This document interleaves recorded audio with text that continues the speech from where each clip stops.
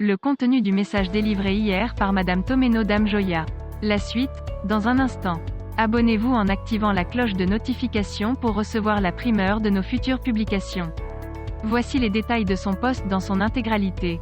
Honorables députés à l'Assemblée nationale, messieurs les présidents des partis politiques, mesdames et messieurs les journalistes et hommes de médias, nous nous excusons pour le retard accusé à cause de l'arrivée de monsieur le sous-préfet qui tenait à se rassurer de l'existence d'un point de légalité, à savoir si nous avons déposé une déclaration de manifestation et qu'à défaut l'UDC n'a pas le droit de tenir de rencontres avec les étrangers.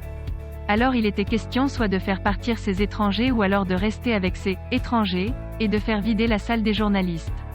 Ce à quoi nous avons, avec beaucoup de diplomatie, fait comprendre à monsieur le sous-préfet et que nous étions en communication avec le préfet, que nous sommes légalistes, que nous avons des honorables députés à l'Assemblée nationale qui lisent les textes, qu'ils les adoptent, les appliquent aussi et ils sont aussi chargés de suivre le respect de ces textes.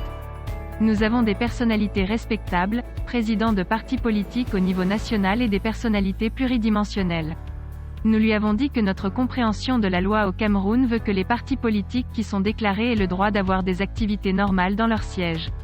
L'UDC reçoit une réunion à laquelle participent les partis politiques qui sont dans les mêmes objectifs que l'UDC, qui sont légalisés dans notre pays, et nous ne sommes pas en train de tenir une manifestation publique. Nous sommes réunis ici, et je l'ai dit aux autorités depuis hier. Nous avons travaillé toute la journée d'hier parce que nous étions préoccupés par l'adoption d'un code électoral consensuel dans notre pays, et l'optique était d'envoyer aux médias par voie numérique le communiqué qui a été signé hier parce que nous sommes des personnes respectueuses de la complémentarité des catégories d'acteurs que sont le politique, les médias et la société civile. Nous avons pris nos responsabilités en main et je pense que le problème qui n'en était pas un a été résolu parce que nous avons cru devoir faire de sorte que monsieur le sous-préfet prenne connaissance du communiqué qui devrait être lu au courant de cette réunion dont le format ne prévoyait aucune prise de parole. C'était pour marquer notre engagement et que les Camerounais se rassurent. Mesdames et messieurs les journalistes, depuis les années 90 à 91 marquées par le retour au multipartisme dans notre pays, de la présence effective sur le terrain et d'occupation réelle de la scène politique parlée. Partis politiques, leur participation ou leur boycott aux élections, et pour mémoire l'année dernière, le 6 décembre 2020 après les élections municipales et législatives du 9 février 2020, nous étions rendus à la 15e organisation des élections au niveau national, y compris le premier au niveau régional.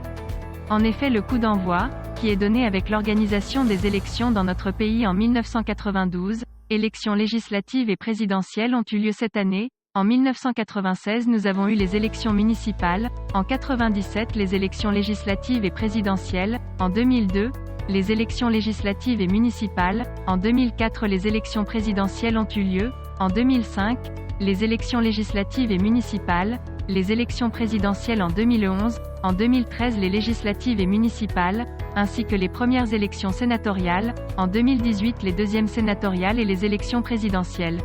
Nous le savons, le Cameroun est régi par des lois que nous exécutons, que nous nous devons de défendre selon les mécanismes républicains et démocratiques par le biais de l'exécutif, du législatif et du judiciaire. À la lecture de la loi électorale, le rendez-vous pour les prochaines élections est prévu pour 2023 pour les prochaines élections sénatoriales, 2025 pour les présidentielles, les municipales, les législatives et les régionales. Que d'informations à mettre en branle les politiques que nous sommes. Mesdames et messieurs les journalistes, nous nous sommes retrouvés face à une préoccupation citoyenne, patriote, démocrate et récurrente, une préoccupation nationale qui concerne tout le monde, l'État du Cameroun, ses institutions, tous les partis politiques que nous soyons au pouvoir ou que nous soyons à l'opposition, les citoyens et citoyennes camerounais, les amis du Cameroun, à savoir l'organisation juste et transparente des élections, et en la matière, l'unanimité est rarement atteinte. Cependant il y a des bases, les bases consensuelles qu'il faut garantir, les bases d'organisation acceptées par tous.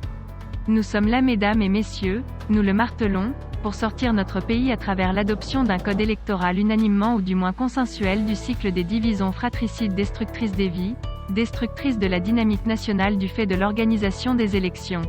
Nous sommes là, mesdames et messieurs, pour que, à travers le travail que nous nous proposons de faire, un code électoral consensuel, la majorité des Camerounais ne pensent pas que du fait des mauvaises pratiques électorales qui perdurent, le pouvoir est confisqué et que l'alternative est impossible. Nous sommes là du fait de la convergence des revendications pour un code électoral consensuel qui est un dénominateur commun. Nous avons tous noté la production d'une circulaire du DG Délécam portant proposition d'amendement à la loi portant code électoral, circulaire adressée aux partis politiques qu'ils soient représentés à l'Assemblée nationale ou non, à la société civile. Les Camerounais ont saisi la balle au rebond et il faillit donc passer à l'acte. Bienvenue donc au siège de l'UDC, dans cette mythique salle d'école africaine qui est cette institution mise en place par le Dr Adamou Dame Joya pour entre autres animer les journées républicaines de réflexion et d'échange. Ce sont ces journées qui ont permis de mettre l'accent sur les 3 catégories d'acteurs que sont les partis politiques, les médias et la société civile. Mesdames et messieurs les journalistes, je vous l'ai dit déjà, nous avions pensé car c'est depuis hier soir que nous travaillons, que le communiqué qui vous sera lu pouvait être mis à votre disposition par un autre moyen que celui pour lequel avons opté et nous ne le regrettons pas vu ce qui s'est passé aujourd'hui en même temps c'est important d'avoir choisi cette option.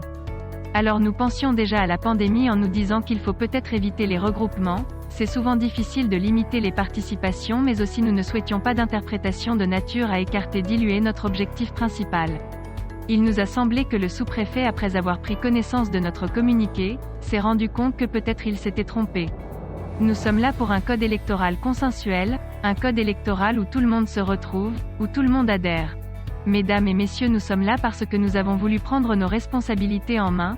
Les Camerounais et les Camerounaises se doivent d'être rassurés que nous sommes là et que nous sommes capables malgré tout de nous asseoir sur la même table pour des objectifs communs et travailler en toute cordialité et en toute convivialité et c'est ce que nous avons vécu hier.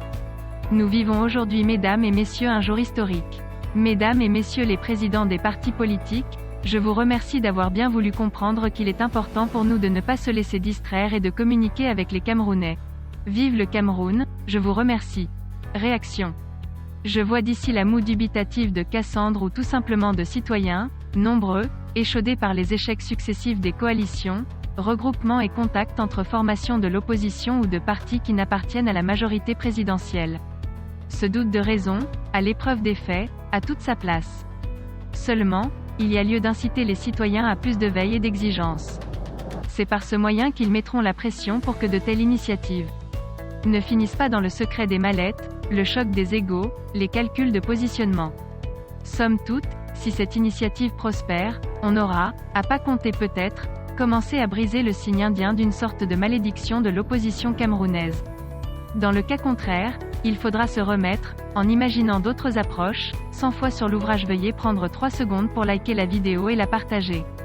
N'oubliez pas de vous abonner à la chaîne YouTube Camer TV Info, Cameroun Actu et sur le site www.camertv.info. À bientôt pour de nouvelles publications.